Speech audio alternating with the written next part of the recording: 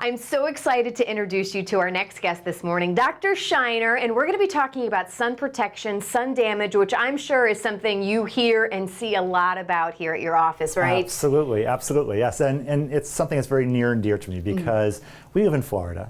We have so much sun exposure here, and I really want people to protect themselves. And I'll say, we don't often think about it, but we get sun exposure all the time.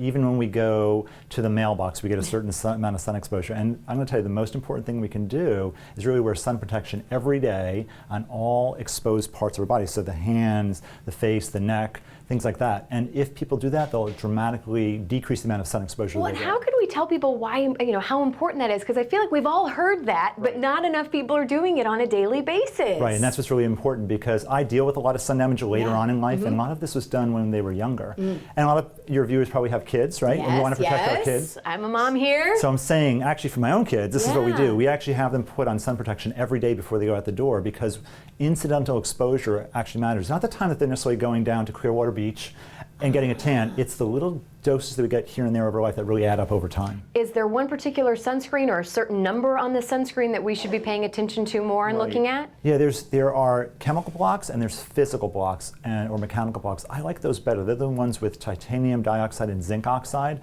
They come really micronized now, so they go on pretty well, and they work immediately when they go on the skin, which is great. So you put them on and they're working immediately. That's the best one that I like. And once again, wearing it every day before you go out is really the best thing to do. Any other prevention tips or keys that you can remind people? I will tell you, because we deal with the sun also, it can affect the eyes. Wearing sunglasses is a good thing in Florida. And I would say the same thing. Anytime that we're out, it's good to wear sunglasses to protect yourselves. All right, and then here's the deal. We've all been there, though. Maybe we haven't worn it as much as maybe we should when we were younger. There are some things, though, to reverse it as well. And there's a lot of different options these days, right? Technology has really improved. Correct. I'll say on the first level, there's things such as skincare, right?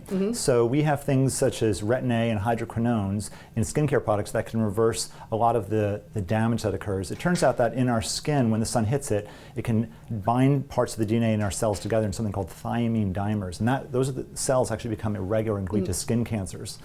The sun also will fracture elastic fibers and collagen fibers, leading our skin to sag and droop. And so to reverse some of that, actually retin A and hydroquinones are two things that are really helpful. That's medical.